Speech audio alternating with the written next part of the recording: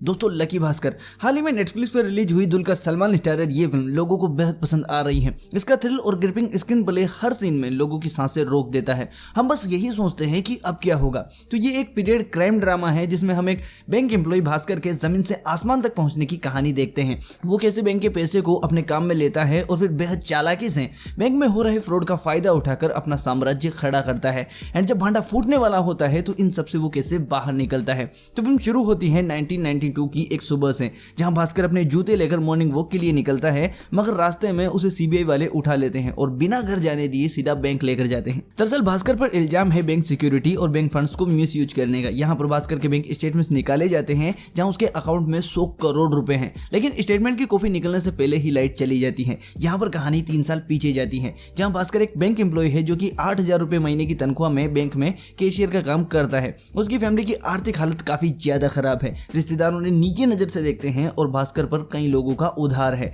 लेकिन फिर भी वो बैंक में इतनी कम सैलरी पर भी जी जान लगाकर काम करता है। दरअसल बैंक में थोड़े टाइम में एक बड़ी पोस्ट का आदमी रिटायर्ड होने वाला है और भास्कर को assistant general manager Himanshu sir ये कहते हैं कि इस बार उसे प्रमोशन में वो पोस्ट मिल जाएगी, इसलिए वो पूरी मेहनत से काम करता है। ऐसे में पैसे की कमी के चलते वो लंच टाइम में बैंक में लोगों की मदद भी करता है और उनसे कुछ पैसे लेता है। ये काम वो और उसका दोस्त सांभा दोनों मिलकर करते हैं। एक दिन यहीं पर एक एंथनी नाम का बंदा भास्कर से मिलता है, जिसे कि पोर्ट से अपना माल छुड़ाने के लिए बैंक लोन की जरूरत है, पर उसके पास सिक्योरिटी के रूप में बैंक को देने के लिए कुछ नहीं होता। भास्कर उसके लोन एप्लीकेशन को मना करके यहाँ से चला जाता है। इसके बाद भास्कर अपनी बीवी और बेटे के साथ उसके साले के घर एक बर्थडे पार्टी में जाते हैं, मगर क्योंकि भास्कर और उसकी बीवी की शादी उसकी बीवी के घर वालों की बिना इजाजत के हुई थी, ऊपर से भास्कर गरीब भी है, तो ये लोग भास्कर और उसके बच्चे के साथ सही से बर्ताव नहीं करते। इससे नाराज होकर भास्कर की बीवी भास्कर को लेकर यहाँ से चली जाती है और फिर ये लोग एक रोड साइड ठेले पर वड़ा पाव खाते हैं, मगर भास्कर के पास इतने भी पैसे नहीं होते कि वो 3 लोगों के लिए 3 वड़ा पाव खरीद सके,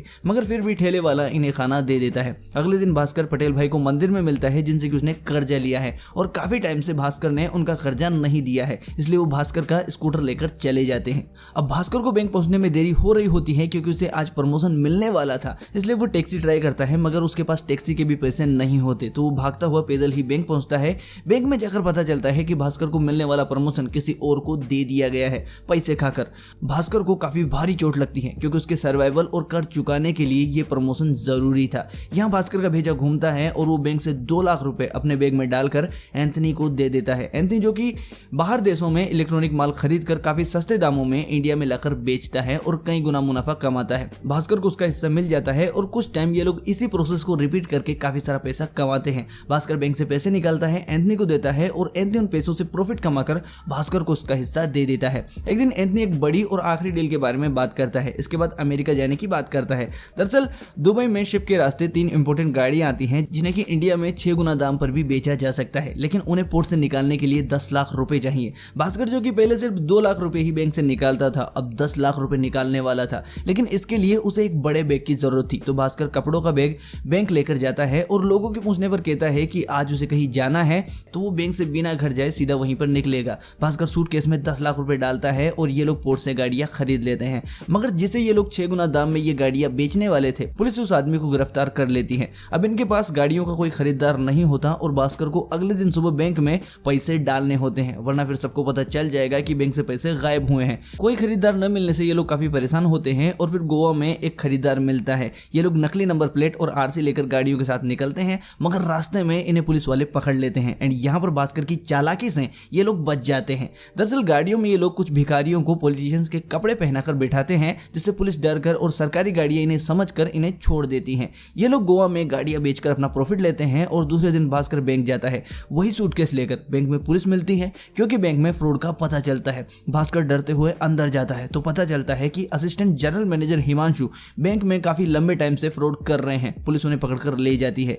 इसके बाद भास्कर लॉकर से पैसे निकालकर लाता है और अपने सूटकेस के पैसे उनमें मिलाने ही वाला था कि तभी जनरल मैनेजर भास्कर को देख लेता है और सूटकेस ओपन करने को बोलता है। भास्कर डर जाता है और जब वो अपना सूटकेस ओपन करता है तो उसमें सिर्फ कपड़े मिलते हैं, पैसे नहीं। एंड यहाँ हमें एक फ्लैशबैक सीन दिखाया जाता है जिसमें भास्कर ने बैंक आते ही सूटकेस के सारे पैसे बैग से निकालकर काउंटर पर रख दिए थे। भास्कर यहाँ पर बच जाता है और क्योंकि अब एंथनी अपने बेटे के पास अमेरिका चला जाता है तो उनका ये पैसे निकालकर प्रॉफिट कमाने वाला धंधा बंद हो जाता है। अगले दिन बैंक में चेयरमैन आता है जो कि भास्कर को एक कैशियर से सीधा असिस्टेंट जनरल मैनेजर बना देता है, क्योंकि हिमांशु सर को तो पुलिस ले गई थी और वो उसे यहाँ पर अपने एक खास क्लाइंट हर्षा का ख्याल रखने को भी बोलता है। हर्षा जो कि एक ब्रोकर है और मगधा बैंक से पैसे लेकर कटारी बैंक को देता है, क्योंकि आरबीआई के रूल्स के अकॉर्डिंग कोई भी बैंक डायरेक्ट किसी बैंक को सीधे पैसा नहीं दे सकती, इसलिए हर्षा जो कि एक ब्रोकर है वो इन दोनों के पैसे को इधर उधर करता है। और फिर एक दिन भास्कर के पास हर्षा का बंदा सूरज आता है, जो कि हर्षा के अकाउंट स्टेटमेंट्स की कॉपी मांगता है। भास्कर हर्षा के अकाउंट स्टेटमेंट्स की 2 कॉपीज मंगवाता है, जिनमें से एक कॉपी तो सूरज ले जाता है और दूसरी कॉपी भास्कर के पास रह जाती है। और जब भास्कर इन कॉपीज में हर्षा के अकाउंट स्टेटमेंट देखता है तो उसे कुछ अजीब सा पैटर्न इनमें दिखाई देता है। वो देखता है कि मगधा बैंक जो पैसे कटारी बैंक को लोन देने के लिए हर्षा के अकाउंट में डाल रहा है, हर्षा वो पैसे कटारी बैंक को नहीं दे रहा, बल्कि हर्षा के अकाउंट से वो पैसे किसी ग्रोहाई नाम की शेयर कंपनी में जा रहे हैं। भास्कर यहाँ पर चौंक जाता है। वो सोचता है कि हर्षा इतने सारे पैसे को आखिर कहां लेकर जा रहा है। भास्कर कटारी बैंक जाता है, जहां उसे पता चलता है कि पूरी बैंक ही बिकी हुई है और हर्षा के साथ मिली हुई है। दरअसल कटारी बैंक हर्षा से प्रॉफिट का एक हिस्सा लेती है और अपने नाम पर मगधा बैंक से हर्षा के लिए उधार पैसे लेती है। भास्कर यहाँ पर हर्षा के बारे में जानकारी जुटाता है, जहां उसे पता चलता है कि हर्षा इस पैसे को शेयर मार्केट में डालता है और स्टॉक्स को ऑपरेट करता है।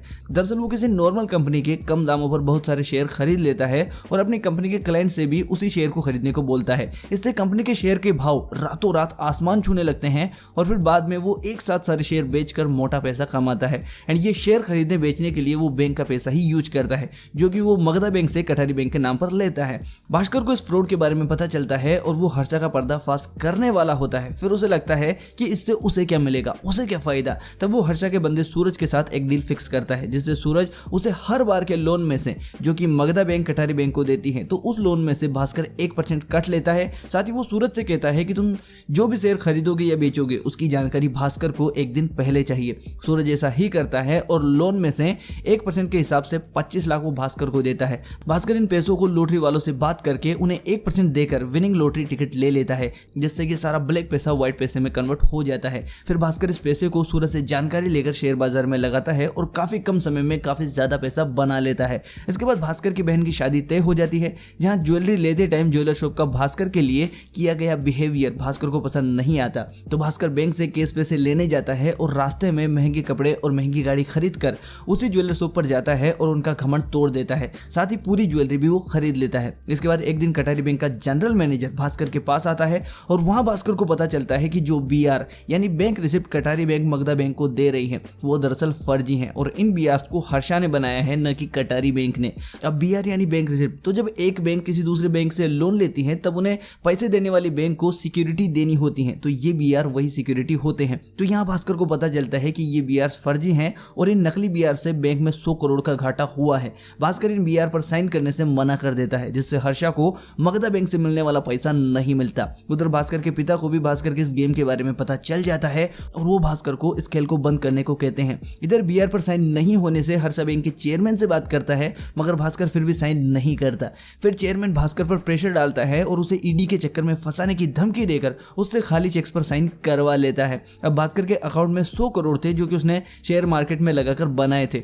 तो मगधा बैंक अपना हर्षा से खाया घाटा कवर करने के लिए भास्कर से पैसे के चेक्स ले लेता है। अगले दिन जब सूरज इन चेक्स को लेकर आता है तो भास्कर का अकाउंट डीएक्टिव शो होता है एंड फिर हमें बताया जाता है कि भास्कर तो 10 दिन पहले ही अपने अकाउंट से सारे पैसे लेकर अकाउंट बंद करवा चुका है। एंड इसके बाद भास्कर एंथनी की मदद से, जो कि अभी अमेरिका में है अपने बेटे के पास, भास्कर भी अमेरिका निकल जाता है और पीछे फंस जाते हैं मगधा बैंक के चेयरमैन और जनरल मैनेजर, क्योंकि भाई भास्कर जाते जाते आरबीआई में मगधा बैंक में हो रहे फ्रॉड की रिपोर्ट करके गया था। अब फ्रॉड को ओपन करने से भास्कर तो बच गया, लेकिन उसे फंसाने वाले फंस गए। एंड दूसरी तरफ भास्कर अमेरिका में अपनी फैमिली के साथ खुशहाल जीवन जीता है। एंड कहानी